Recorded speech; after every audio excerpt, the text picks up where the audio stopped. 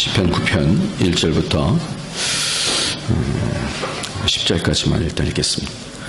1절서부터 10절 같이 한번 읽을까요? 시편 9편 1절 시작. 내가 전심으로 여호와께 감사하며 주의 모든 기사를 전하리이다. 내가 주를 기뻐하고 즐거워하며 지극히 높으신 주의 이름을 찬송하리니 내 원수들이 물러갈 때 주의 앞에서 넘어져 망함이니이다. 주께서 나의 의와 송사를 변호하셨으며 보좌에 앉으사 의롭게 심판하셨나이다. 열방을 책하시고 악인을 멸하시며 저의 이름을 영영히 도말하셨나이다. 원수가 끊어져 영영히 멸망하였사오니 주께서 무너뜨린 성읍들을 기억할 수 없나이다. 여호와께서 영영히 앉으시며 심판을 위하여 보좌를 예비하셨도다. 공의로 세계를 심판하시며 정직으로 만민에게 판단을 행하시리로다. 여호와는 또 압제를 당하는 자의 산성이시오 환난 때의 산성이시로다.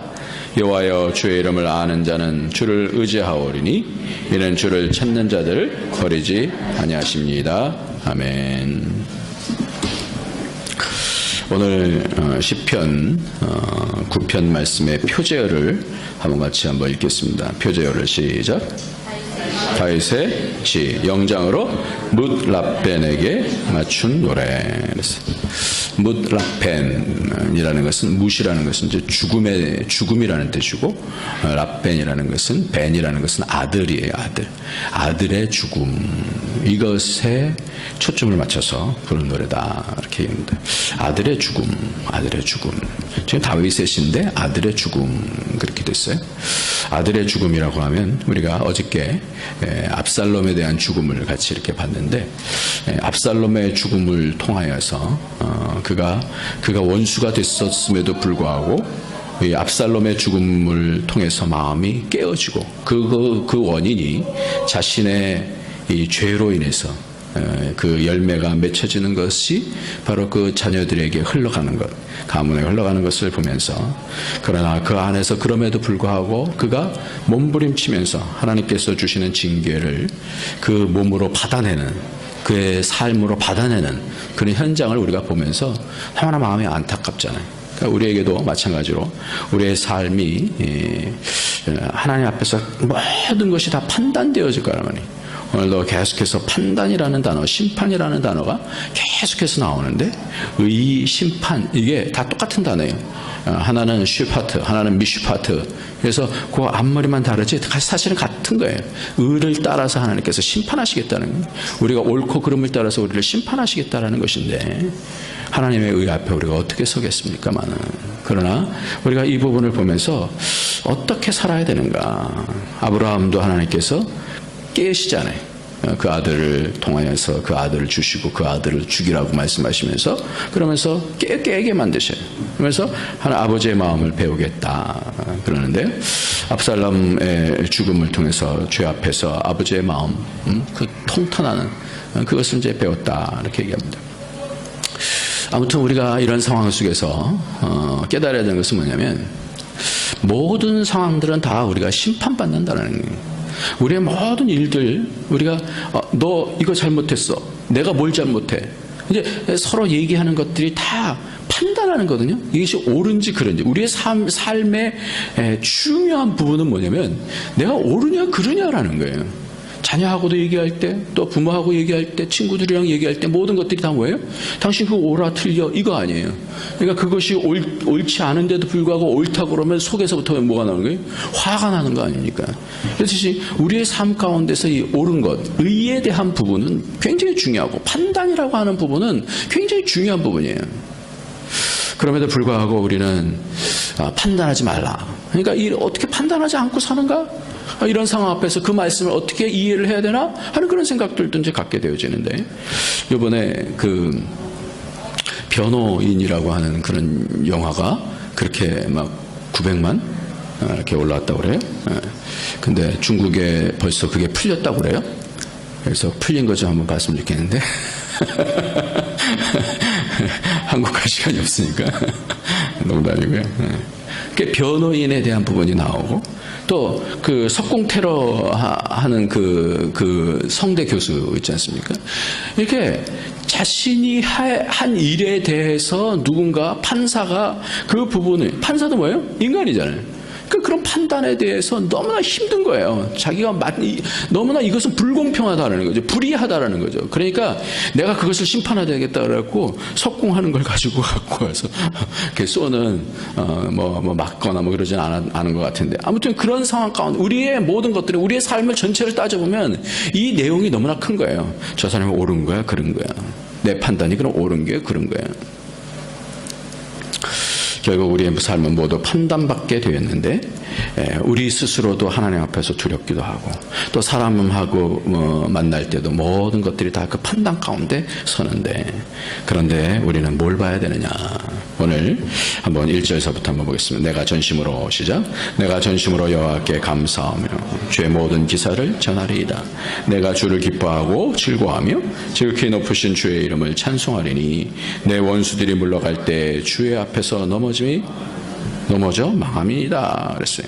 그러니까 내가 찬송하고 감사하고 기사를 전하고 하는 모든 것들이 내 원수들이 물러갈 때 주 앞에서 넘어져 망했습니다. 그러니까 주님께서 판단해 주셨습니다. 내 삶 가운데서 그 모든 것들을 저들이 원수들이 악인 되어줌을 통해서 넘어져 망한 것에 대해서 너무나 감사하고 그랬다는 거예요. 그런데 4절 한번 보았습니다. 4절 시작. 주께서 나의 의와 송사를 변호하셨으며 보좌에 앉으사 의롭게 심판하셨나이다. 이 부분이 굉장히 중요한 부분입니다. 그렇다면 우리가 남을 판단하는데 우리는 그러면 완벽한가요? 그렇지 않잖아요. 그러니까 우리가 판단하면서도 우리 속에서 불안한 거예요. 내가 남을 판단하면서도 나도 결국은 그런 범죄 안에 속할 수 있는 그런 약함이 있는 거예요. 근데 오늘 이 4절이 굉장히 중요한 건데요. 근데 우리는 어떻게 하나님께서 우리를 판단하시냐라는 거예요. 참 재밌는 것이 주께서 나의 의와 송사를 어떻게 해요? 변호하셨으며 보좌에 앉으사 의롭게 심판하셨나이다. 여기서 판단하는데 두 가지가 나타나요. 하나는 뭐냐면 심판이라는 단어 아는데 또 하나는 어떤 단어예요? 변호라는 단어가 나와요. 변호. 이게 굉장히 중요한 단어예요. 우리가 하나님 앞에 설 때 얼마나 연약한 부분이 많아요. 그럼에도 불구하고 하나님께서 우리를 어떻게 해요? 변호해 주신다는 변호. 왜 변호해 주시는가? 스가랴 3장을 한번 보도록 하겠습니다. 스가랴 3장을 보면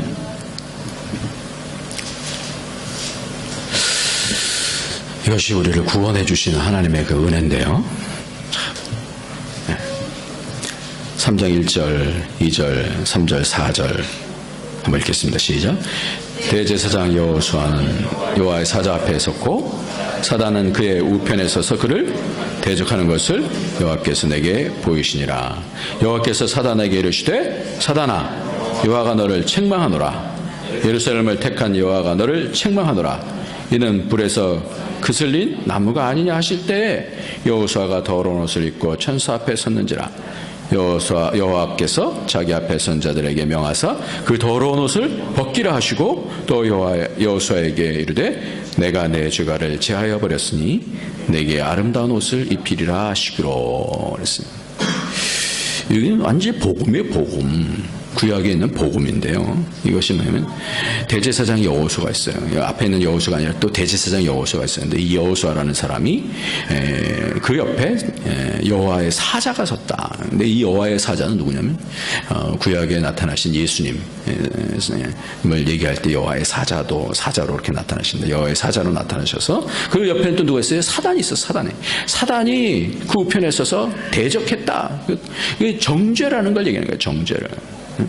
그럴 때에 여호와께서 뭐라고 말씀하시냐면 변호해 주시는 여호와의 사자가 있고 하나는 정죄하는 검사 같은 그런 누가 있는 거예요? 사단이 있는 거예요.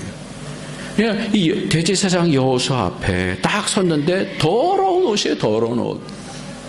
뭘 입고 있었어요? 그러니까 이 정죄하는 검사와 같은 이 여호수아는 대제사장 여호수아를 검사로 같은 이 사단은 계속해서 꾸짖는 거예요. 그런데 그 옆에서 누가 변호해 주냐? 여호와의 사자가 변호해 주는 거예요. 그러면서 여호와께서 사단에게 이르시되 사단아 여호와가 너를 뭐래? 책망하노라. 분명히 무슨 건수를 가지고 얘기했을 거예요. 죄를 얘기했을 거예요. 그래서 그는 이러한 형벌을 받아야 마땅합니다. 그러면서 검사가 그 형량을 그렇게 얘기를 하지 않습니까? 그럴 때 뭐라고 얘기하는가 보세요. 책망하노라 그러면서 뭐라 그래요? 예루살렘을 2절에 예루살렘을 택한 여호와가 너를 책망하노라. 이는 불에서 꺼낸 그슬린 나무가 아니냐 하실 때 이 말씀이 굉장히 중요한 거예요. 이 얘기는 뭐냐면 예루살렘을 택한 여호와가 너를 책망하노라. 이는 불에서 꺼낸 그슬린 나무가 아니냐. 이 더러운 옷을 입고 있으니까 그것이 다 이게 시커멓게 되어졌어요. 더러운 옷이 되어졌어요. 근데 왜 이 예루살렘을 택한 여호와께서 그 불에서 꺼낸 그슬린 나무가 아니냐라고 그렇게 말씀하실까?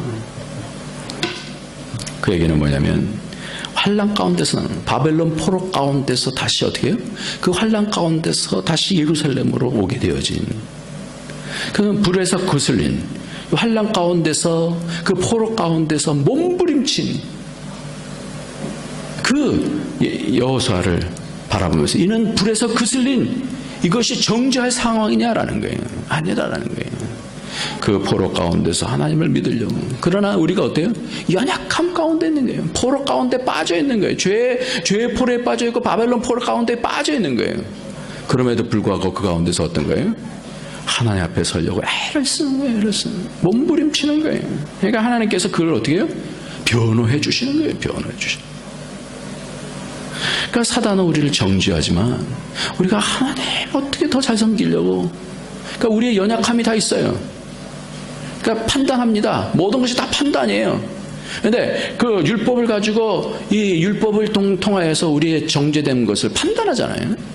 그런데 그럴 때 변호해 주시는 분이 있다는 변호. 이렇게 하나님은 어떤 분이냐면 심판만 하는 게 아니라 당신의 사람을 어떻게 변호해 주신다는 변호. 그래서 우리의 의의는 뭐냐? 우리는요, 하나님의 의가 있기 때문에 우리 의는 아무것도 아니다. 이렇게 이제 우리 믿음 안에서 그렇게 얘기를 하지만, 그러나 엄밀하게 따지면 우리가 의를 가지고 사는 거거든요, 사실. 근데 의를 딱 포기해버리면서, 나는 상관없어. 어떻게 살든지 하나님께서 나중에 의롭게 해줄 거니까. 이렇게 사는 게 또 아니라는 거예요. 우리는 이 땅을 살면서 늘 내가 정말 이것이 옳은가 그른가 그리고 저 사람도 나를 그걸 가지고 판단하거든요. 사람들마다.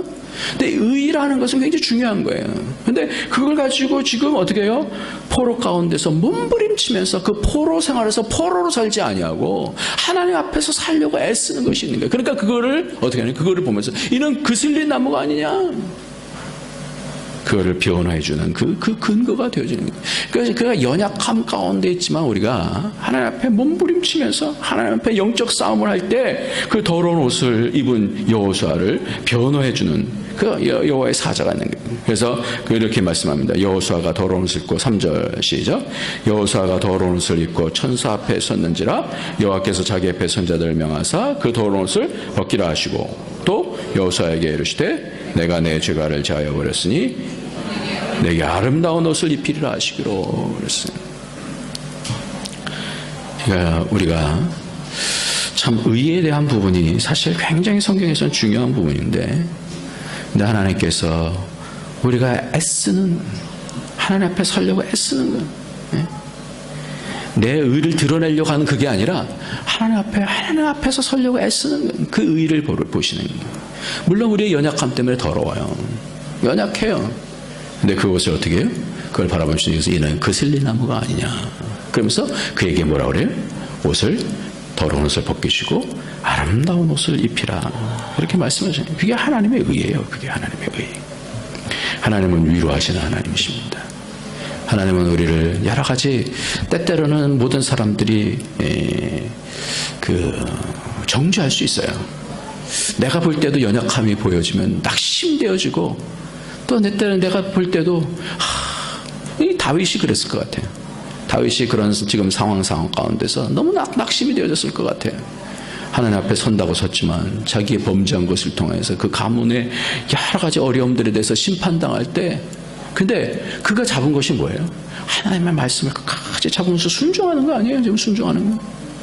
그러니까 그것이 우리의 의예요, 사실은. 근데 그 의는 굉장히 연약한 의예요. 하나님께서 그것을 가치 있다고 평가해 주시는 게 아니라 몸부림치는 거, 그게 중요한 거예요. 그러니까 대제사장 이 여호수아도 하나님께서 다시 어떻게 옷을 입히시잖아요. 그래서 하나님은요, 우리를 위로하시고 우리를 변호하시는 하나님으로 이 시편 9편의 4절에 그렇게 나와요. 재판만 하시는 분이 아니라 어떤 분이라고요? 변호해 주시는 분이에요. 믿으시기 바랍니다. 네. 성령님을 보내실 때도 보혜사라고 말씀해요. 예수님도 보혜사라고 합니다. 또 다른 보혜사라는 것은 파라클레토스, 그래서 옆에서 변호해 주는 분이다, 옆에서 말씀해 주는 분이다, 옆에서 위로해 주는 분이다. 그래서 위로자라고도 번역이 되죠. 컴포터라고도 번역이 되죠. 변호하는 어드보케이터라고도 번역이 되죠. 변호해 주는 분이다라는 거예요. 파라클레토스라는. 그러니까 하나님의 마음은 뭐냐면 우리를 옆에서 늘 위로해 주시고. 근데 오늘 말씀에 처음에 제가 말씀하면서 라벤이라고 했잖아요. 아들의 죽음 그랬잖아요. 근데 이 아들의 죽음이 다윗이 압살롬 죽음으로 인하여서 그가 원수를 얘기하고 그러진 않았던 것 같아요. 이 죽음을 누구의 죽음을 얘기한 것일까? 바로 다윗은 예수님의 죽음, 그 아들의 죽음, 이걸 지금 보는 거예요. 저는 이 부분이 참 신비한 것 같아요. 어떻게 다윗이 그 다음에 올 그 예수님을 어떻게 봤을까?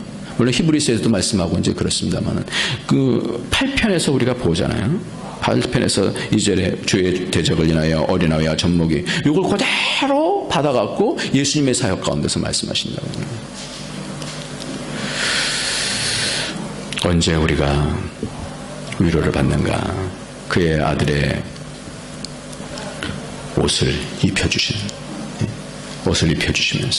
우리는 사실 죄 중에 있잖아요. 우리는 연약함 중에 있잖아요. 그런데 우리에게 예수 그리스도의 옷을 입혀주시는, 예수 그리스도의 옷을 입혀주신다. 제가 이런 설교를 했어요. 세례는요, 예수님은 세례 받으실 필요가 없어요. 근데 왜 세례를 받으셨죠? 세례는 옷 입는 거예요. 예수님은 왜 세례를 받으셨냐면 우리 모든 죄인의 죄악의 옷을 입으시는 거예요. 그리고 우리가 세례받는 것은 우리의 더러운 죄악의 옷을 벗어버리고 예수님의 옷을 입는 것이 세례예요. 그래서 내가 그와 함께 살겠습니다, 그와 함께 죽겠습니다, 그와 함께 살겠습니다, 그런 거예요. 예수님은 제 옷을 입으시고 심판을 당하시는 거예요. 그러니까 우리를 어떻게 참되게 위로해 주실 수 있는 분입니다. 오늘 아들 예수님의 죽음을 다윗은 저는 보았다라고 이렇게 보여져요. 그 아들의 죽음, 이 아들의 죽음을 통해서 다윗은 또 뭘 보는가? 그분이 변호자가 되어주시고, 그분이 심판자이심에도 불구하고 변호는. 그러니까 이 광경을 생각하면 얼마나 우리가 위로가 되는지 몰라요. 우리가 세상에서 많이 판단받고 그럴 때 예수님께서 이쪽으로 내려오셔갖고 변호를 해주시고, 그러면 다시 올라가서 어떻게 해요? 판단을 내리시는 거예요. 그 하나님의 그 귀하신 그 은혜 변호해 주시고. 그러니까 우리가 이 땅에서 때때로는 연약하지만, 그러나 그 궁극적으로 주시는 하나님의 의를 주시기 위해서 오늘도 몸부림치는 자들, 하나님의 말씀을 붙잡고 끝까지 몸부림치는 자들에게 다시 그 아름다운 옷을 입혀주시는 그 주님, 모든 부족함을 그 아들 안에서 온전케 하시는 하나님을 바라보면서 다윗은 아들의 죽음 그러면서 이 시편을 쓴 것으로 이해되어집니다. 5절서부터 한번 10절까지 다시 한번 읽겠는데요. 특별히 10절 말씀을 강하게 읽고 기도했으면 좋겠습니다. 열방을 책하시고 악인을 멸하시며 저희 이름을 영영히 도말하셨나이다. 원수가 끊어져 영영이 멸망하였사오니 주께서 무너뜨린 성읍을 기억할 수 없나이다. 여호와께서 영영히 앉으시며 심판을 위하여 보좌를 예비하셨도다.